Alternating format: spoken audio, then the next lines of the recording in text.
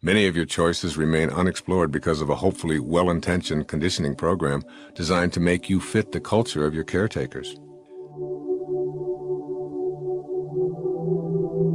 You probably had next to no opportunity to disagree with the cultural and societal arrangements made for your life. There may have been some adults who encouraged you to have an open mind, but if you're honest with yourself, you know that your philosophy of life, your religious beliefs, your manner of dress, and your language are a function of what your tribe and its heritage determined was right for you. If you made any fuss about going against this preordained conditioning, you probably heard even stronger voices insisting that you get back in line and do things the way we've always done them. Fitting in superseded having a mind that was open to new ideas. If your parents were Jewish, it's unlikely that you were raised to honor and respect the Muslim religion and vice versa. If both your parents were Republicans, it's improbable that you heard the virtues of the Democratic Party extolled. Whatever the reasons our ancestors may have had for not having open minds, it's true that they inhabited a much less populated world than we do. In today's overpopulated world, we simply cannot continue to live with those old styles of closed-mindedness. I urge you to open your mind to all possibilities, to resist any efforts to be pigeonholed, and to refuse to allow pessimism into your consciousness. Having a mind that is open to everything and attached to nothing seems to me to be one of the most basic principles that you can adopt to contribute to individual and world peace. No one knows enough to be a pessimist. Find an opportunity to observe a tiny little green sprout emerging from a seed. When you do, allow yourself to feel the awe of what you're seeing. A famous poet named Rumi observed, "Sell your cleverness and purchase bewilderment." The scene of an emerging sprout represents the beginning of life. No one on this planet has even a tiny clue as to how all of this works. What is that creative spark that causes the life to sprout? What created the observer, the consciousness, the observation, and perception itself? The questions are endless. A short while ago, Earthlings in the space program were moving a tiny vehicle on Mars via remote control. Invisible signals took 10 minutes to travel through space and arrive to make right turns and instruct a scoop to pick up some Martian real estate to examine. We all marvel at such technological feats, but think about it for a moment. In an endless universe, Mars, our closest neighbor, is the equivalent of moving a billionth of an inch across any page that you might be reading. We move a little vehicle on a neighbor next door, and we're so impressed with ourselves. There are billions and billions of planets, objects, and stars in our galaxy alone. And there are uncountable billions of galaxies out there. We are a speck in an incomprehensibly vast universe that has no end to it. Think about this. If we found the end, would there be a wall at the edge of the universe? If so, who built it? Even more perplexing, what's on the other side of the wall, and how thick is it? How can anyone be a pessimist in a world where we know so little? A heart starts beating inside a mother's womb a few weeks after conception, and it's a total mystery to everyone on our planet. In comparison to what there is to know, we're only embryos ourselves. Keep this in mind whenever you encounter those who are absolutely certain that there's only one way to do something. Resist being a pessimist. Resist with all your might, because we hardly know anything at all in comparison to what there is to know. Can you imagine what a pessimist who lived only 200 years ago would think about the world we live in? Airplanes, electricity, automobiles, television, remote controls, the internet, fax machines, telephones, cellular phones, and so on. All because of that spark of open-mindedness that allowed progress, growth, and creativity to flourish. And what of the future and all of your tomorrows? Can you picture faxing yourself back to the 14th century? Flying without machines? Telepathically communicating, demolecularizing yourself and rearranging yourself on another galaxy? Or cloning a sheep from a photograph of a sheep? An open mind allows you to explore and create and grow. A closed mind seals off any such creative explanation. Remember that progress would be impossible if we always did things the way we always have. The ability to participate in miracles, true miracles in your life, happens when you open your mind to your limitless potential. The miracle mindset. Refuse to allow yourself to have low expectations about what you're capable of creating. As Michelangelo suggested, the greater danger is not that your hopes are too high and you fail to reach them, it's that they're too low and you do. Have within you an imaginary candle flame that burns brightly regardless of what goes before you. Let this inner flame represent for you the idea that you're capable of manifesting miracles in your life. In every single case of a person experiencing a spontaneous healing or overcoming something that was considered to be impossible, the individual went through a complete reversal of personality. They actually rewrote their own agreement with reality. To experience godlike spontaneous miracles, you must have a sense of yourself as godlike. The scriptures say, with God, all things are possible. Now tell me, what does that leave out? A mind that's open to everything means being peaceful, radiating love, practicing forgiveness, being generous, respecting all life, and most important, visualizing yourself as capable of doing anything that you can conceive of in your mind and in your heart. Whatever universal law that has ever been utilized to manifest a miracle anywhere, anytime, and in any person, it's still on the books. It's never been repealed, and it never will be. You possess the same energy, the same God consciousness to be a miracle worker, but only if you truly believe and know it within yourself.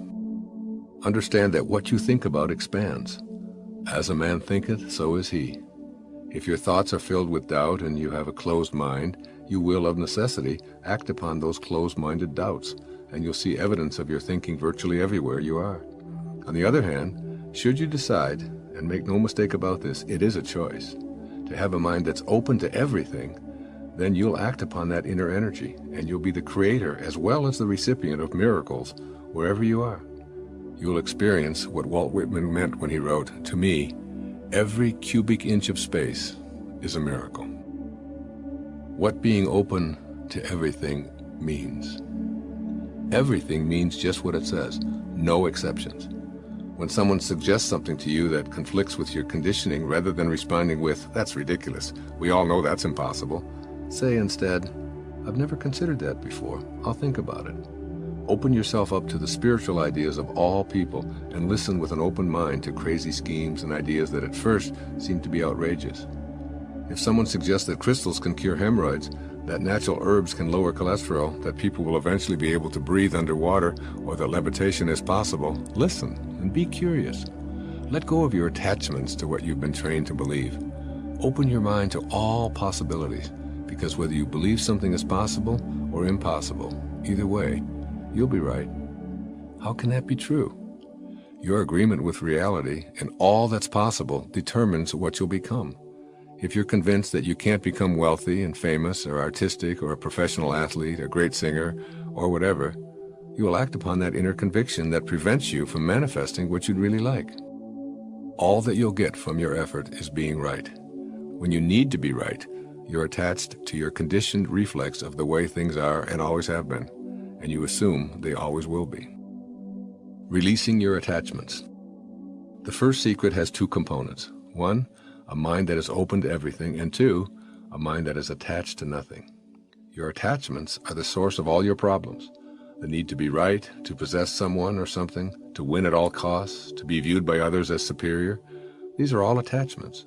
The open mind resists these attachments and consequently experiences inner peace and success.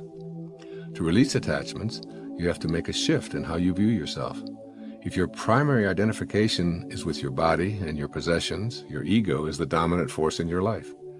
If you can tame your ego sufficiently, you'll call upon your spirit to be the guiding force in your life.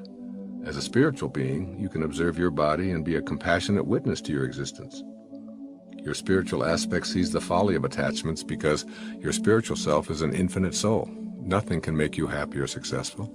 These are inner constructs that you bring to your world rather than what you receive from it. If you think peaceful thoughts, you'll feel peaceful emotions, and that's what you'll bring to every life situation. If you're attached to being right or absolutely need something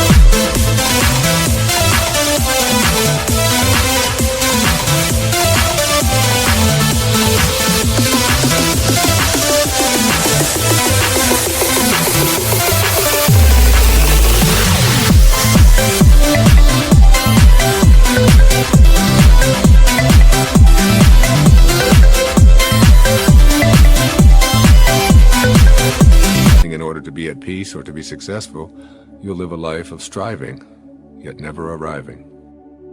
It's possible to have a burning desire, yet not have attachments. You can have an inner vision of what you intend to manifest and still detach yourself from the outcome. How? Consider this observation in A Course in Miracles. Infinite patience produces immediate results. It sounds like a paradox, doesn't it? Infinite patience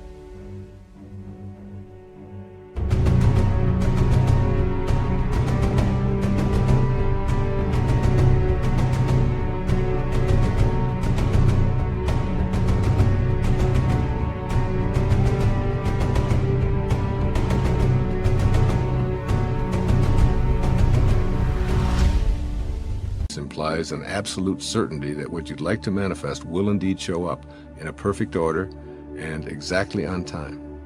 The immediate result you receive from this inner knowing is a sense of peace.